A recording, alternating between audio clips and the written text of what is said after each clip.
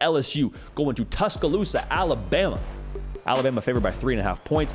Everybody and their mama going to be at this game, College Game Day included. Alabama, for them in this game, I think they have the potential to make this their silencer moment in the story arc. Because remember how the year started. Alabama, are they going to be pretty good? A lot of people have them in the college football playoff. A lot of people think this will be the revenge year for Nick Saban. They lose to Texas week 2. Everyone's like, oh no, what's going on with Bama? The suspense builds. It builds. USF, they don't look good. Ole Miss, can't take them down. At this point in the story arc, I think if you're Alabama and you beat a really good offense in LSU, and if you do it convincingly, this could be okay, we're all the way back. We are all the way back. You said what you wanted to say. That's fine. Week 2 came and went. USF came and went. Here we are now. We're in November. We got one loss. What's up? I think that would kind of be the way that Alabama could approach this whole thing. Should they win this football game? First things first, make sure you're subscribed right here.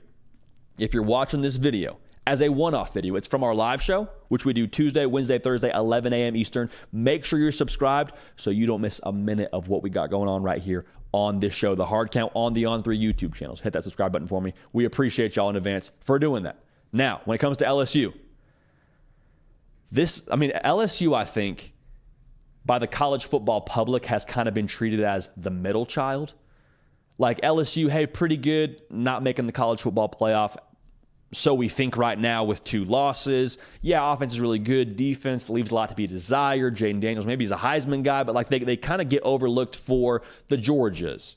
And then you talk about the other teams that are overperforming, that, we weren't expecting to be as successful as they have been this year. Talking about that child that's maybe 3rd in the birth order. Well, speaking from a middle child experience, if you want to get everybody's attention, make a loud noise. You do something drastic. And beating Alabama with one loss on their resume to this point, college football playoff aspirations, SEC title aspirations, if you beat Alabama in Tuscaloosa, that would be the equivalent of a drastic thing to do and a loud noise. That would have the entire college football's, or the entire college football public's attention in that very sense. So what does the game come down to? Well, we look at last year, and the battle on the perimeter was one to watch, man. And I think it's the exact same thing this upcoming game in Tuscaloosa, especially when LSU has the football. What do we see them do a lot schematically? A lot of that pseudo triple option that we're seeing right now. USC runs it a lot. We see Texas run it a little bit. They don't really have a quarterback to go north and south quite as much as LSU does.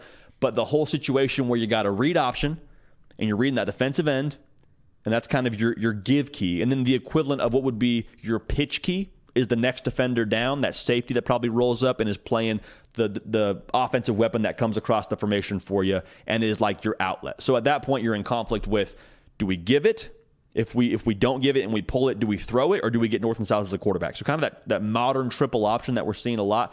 Jaden Daniels runs this better than anybody else in the business, even better than last year. And last year, he ran for 95 yards on the ground against Alabama.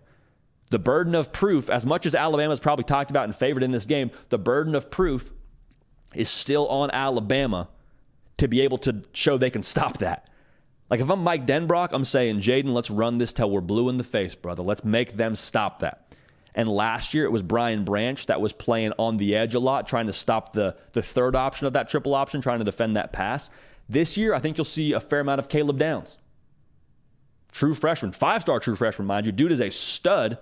But still, to be in this situation against a polished and super freak quarterback of Jaden Daniels and putting him in conflict, how does that matchup go? It's something to watch for. Because if Alabama plays that well and is able to take that away, you take away a staple of the LSU offense, period. Also, you take away a fair amount of what they want to do on the ground.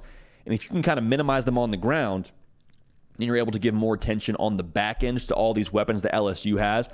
And I think that's all you can ask for if you're the Alabama defense. If you can just give attention to these LSU weapons, that's how you want to play the football game. Right? Now, if LSU is able to get rolling in that situation, if they are able to kind of run the triple option and have success like they did last year in this kind of game, well, then everything else opens up, right? Then you kind of get that snowball effect, and the safeties do have to roll down. Then deep shots do open up. And at that point, it's like, all right, track meet, baby. Buckle the chin strap.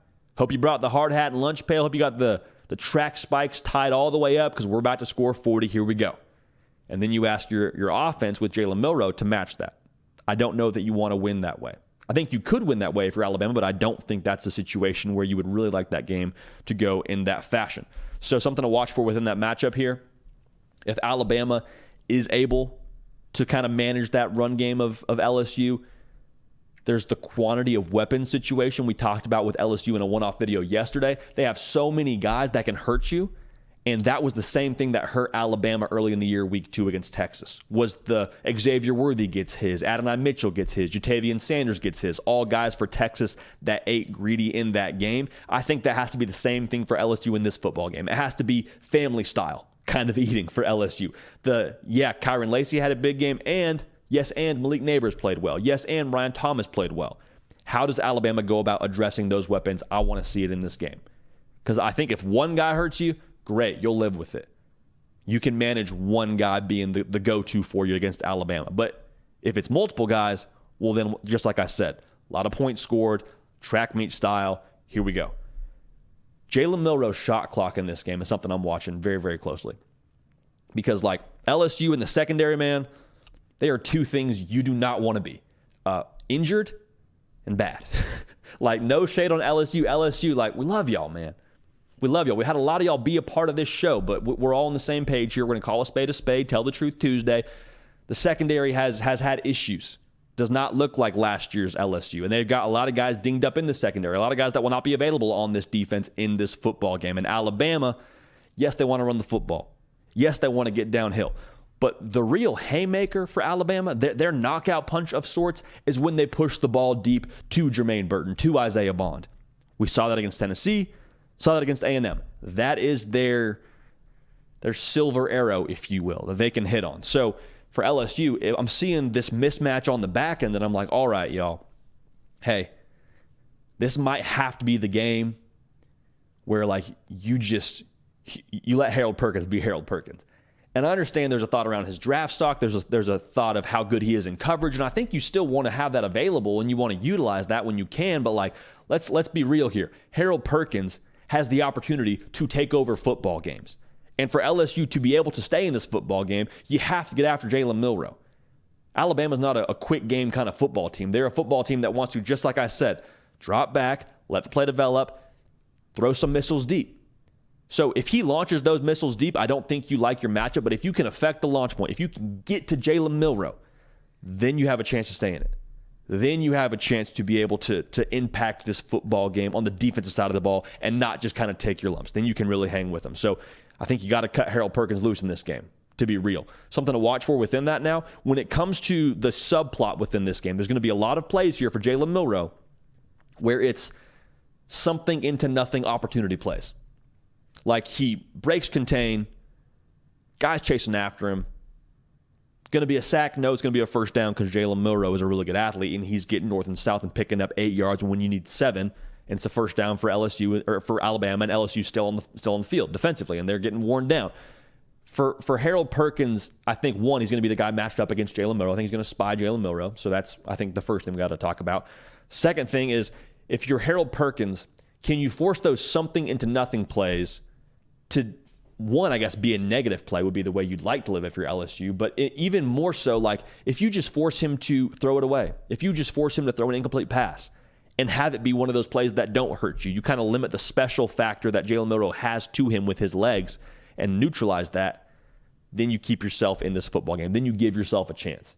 Because if not, like I said, bad things happen. Very, very bad things happen. So the final thing I want to talk about with this game, what is the balance between the stops that LSU needs versus the possessions they get? And when I talk about possessions they get, what I'm really talking about is how they do stopping the run. Because LSU, they have one of the worst stop rates in the country. They're allowing like almost 3 points a possession, 3 points a drive, really, which is not good. One of the worst in the country in triple digits. Alabama, they are 60% run. So as much as I talked about with them throwing the ball deep and all their weapons, like at the end of the day, they want to run the ball at you. And LSU, they have not been great stopping the run. So I don't doubt LSU's ability to score points. They're scoring 44 a game, but my question is, how many tries do you get to score? How many stops do you need I talked to Shea Dixon from the Bengal Tiger yesterday. We talked about this exact same thing. This was his number one talking point in the football game. So shout out Shea. Make sure you follow him.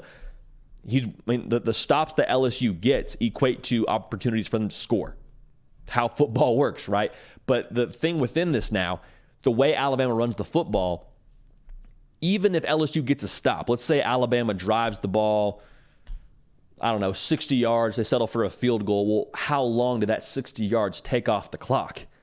How many more possessions is LSU going to get, even if they held them to 3? The thing that would concern me is if LSU feels like they have to score every single time they touch the ball and they only get a few possessions. That would not be, a world you want to live in if you're Jaden Daniels and Mike Denbrock. So the feeling of we have to score every time, especially on the road, I don't like the way that looks from LSU. So here's what I think is going to happen. I think LSU is going to score. I think LSU is going to score points. The Alabama defense is playing much better than they did week 2 against Texas, but I still cannot get out of my mind the quantity game when it comes to weapons that Texas had and that LSU has in the same vein and the way that hurt Alabama. So I think LSU is going to score points. To be very clear, no result here would surprise me. There is absolutely a path here for LSU to win, but no Mekhi Wingo in this game, one of their stud defensive linemen for LSU, him not playing in this game, along with the issues LSU has had defensively. If LSU is going to win this game, it would take them doing something we haven't seen them do this season. It would take a superhuman effort defensively, stopping the run, in my humble opinion. So I think it's back and forth. I think it's close, to be real with y'all, but I think Alabama at home, revenge kind of factor. I like Alabama to win this football game. Final score 35-31, the Tide roll in Bryant-Denny. Now this would mean for Alabama, there's no more talk around they're hanging around. Alabama's catching their stride. Alabama's getting their mojo. No. At this point, we're doing this live show on Halloween. At this point, you're saying it's alive. It's full-on Frankenstein style. It's alive. Alabama is alive. Left them for dead in Tuscaloosa when they lost to Texas. No more. Alabama is alive. Alabama is a force. Alabama is going to have to be talked about when it comes to that college football playoff discussion. So that's how we feel about this game. Going to be spooky, I believe, just by nature of the impact of this game on the college football playoff and on the SEC, but we like Alabama to get it done at home. Hey y'all, thanks so much for watching. Subscribe to the channel here to make sure you don't miss an episode of The Hard Count. Also be sure to check out other videos on the On3 YouTube channel.